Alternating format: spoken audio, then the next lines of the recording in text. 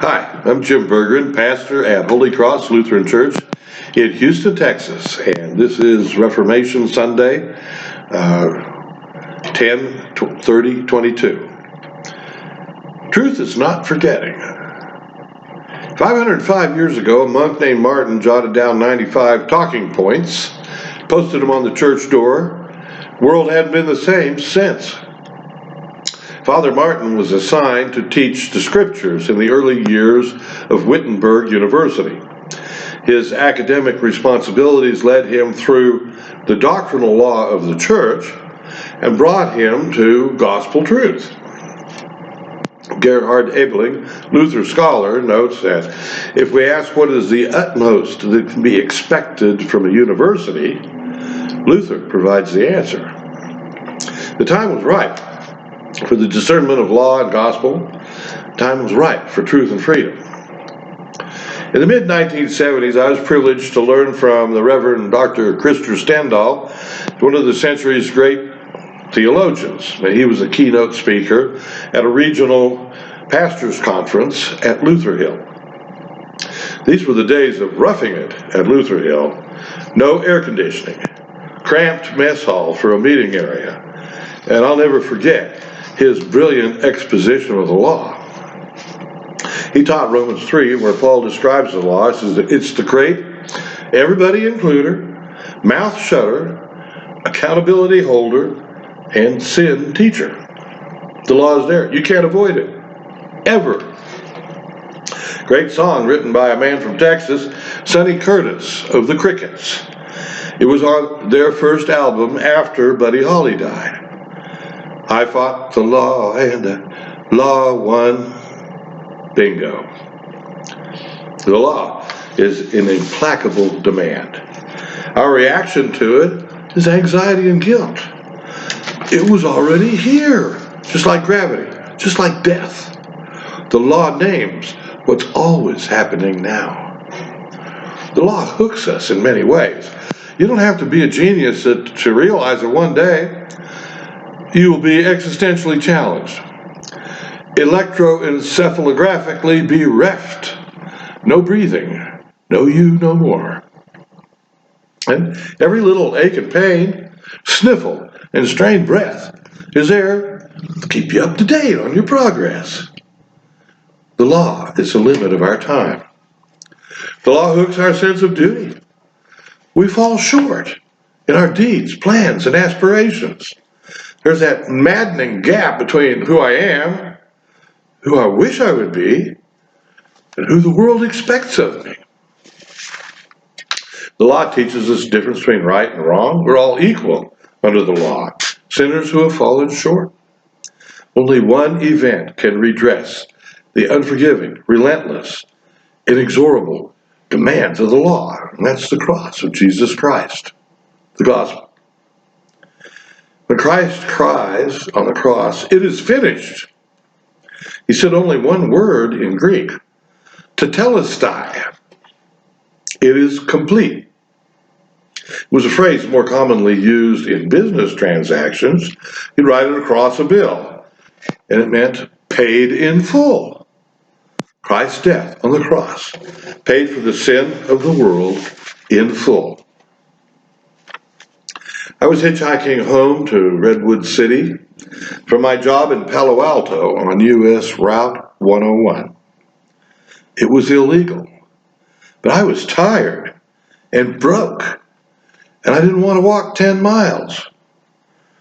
The chip officer pulled over in his new monster 1968 Oldsmobile 442 Cruiser. Checked my ID. He said, Kansas, you're a long way from home. He said, I'm going to have to write you a ticket. You have to get off the freeway. It's not safe. He hopped back in the Cruiser. Then he stuck his head out the window and he said, "Hey, Kansas, hop in. I'll give you a ride home. You have a job. I like that." He dropped me at my front door for free. Definitely the law, no question about it. Definitely gospel grace. Law and gospel meet at the bottom of human life, in the fact of universal sin. Law and gospel meet, where God meets humanity. His name is Jesus. That's the gospel truth. Don't forget it. The truth will set you free. There's pain in forgetting. It was a college hippie, hard rock crowd. The heavier, the better. Cream, Hendrix, Steppenwolf, Stones, Led Zeppelin, Iron Butterfly, Johnny Winter from Beaumont. No easy listening there. One day, some wannabes are snuffling through my record collection like hungry javelinas. I'm proud. I know my vinyl is in the top 3 collections on 2 campuses. I'm getting ready to take them on an informative discovery tour of Memphis Minnie's 1929 rendition of When the Levee Breaks, covered right then by Led Zeppelin, all the way to Willie Mae Thornton's Hound Dog, made popular by Elvis. When Dust My Broom, Elmore, a steely cry slides up from the alphabetized F section. Hoople!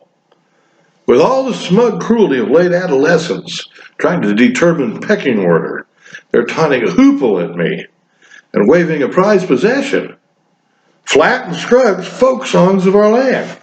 This, they crow, is evidence that you're stupid, patriotic country bumpkin. You don't get it back until after a trial to convict you of being a first-degree Hoople. Well, they're stealing a prized album. I'm mortified that my rural Kansas roots have been outed. My false urbanity is shattered. I protest. Hey, 3-fingered Scruggs-style banjo picking is amazing. Just listen. You compare it to Paganini's violin. Yeah, Paganini's a Hoople wimp too, whoever he is. Hey, ignorant, you can't hear fast enough to pick 4 notes out of a 32-note measure by Paganini, and you don't even know what I'm talking about, because you just missed 7/8 of reality. Give me my record back. No, it's evidence for your trial. And here's another one. Johnny Young on mandolin. What's that, a dwarf guitar? Now they've confiscated a rare Delta Blues album. I sublet to Ehrenberg, one of my housemates. He's in pre-law, so I go to him. Bob, they stole my records. They won't give them back until they have a trial to prove me a Hoople. I need a lawyer to get my records back and prove me innocent of being a Hoople. Okay, no problem. So, Bob, what's my defense going to be? We're going to plead guilty. Ehrenberg, come on, you're really a hard guy to like. With all your strutting and jiving in your new Porsche every year, wads of cash and 100 girlfriends, I come to you for help. And you want us to plead guilty? Okay, Bob said, what's a Hoople? They mean a Kansas country bumpkin. Bob said, this is rural Kansas. It's where you're from. You ought to be proud of who you are and where you're from. Well, now, there was a redeeming thought. Never crossed the radar of my conflicted self. Word got out, we were pleading guilty. The fun went out of the situation. The album showed up on my bed. Life went on. I said, Bob, what do I owe you for getting my records back? You're amazing. He said, 3 months rent, and don't ever forget who you are. Well, that sent me back $56.25. Cheap tuition for a lifelong lesson. I'd make it up by ghosting 2 term papers for the 2 fools who didn't know music and were too stoned to write a sentence. And 2 years later, in the first quarter of seminary, I found out that in Greek, the word for truth, aletheia, means not forgetting. Jesus said you'll know the truth, and the truth will make you free. You will not forget, and remembering will free you. Forgetting is enslaving. Not forgetting is freedom. It took Jesus and another Jewish guy from the 20th century, plus a Greek professor to clarify all this for me. At great cost, Jesus has come to set us free. Kidnapped by the law, we are ransomed by the gospel. Jesus took the ultimate in human brokenness and crucifixion and made it into the best winning hand. Not forgetting that makes it possible to see our brokenness as an advantage. Here's the truth. Rename it. Baptize it. Call it learning and growth. Tuition in the great school of life.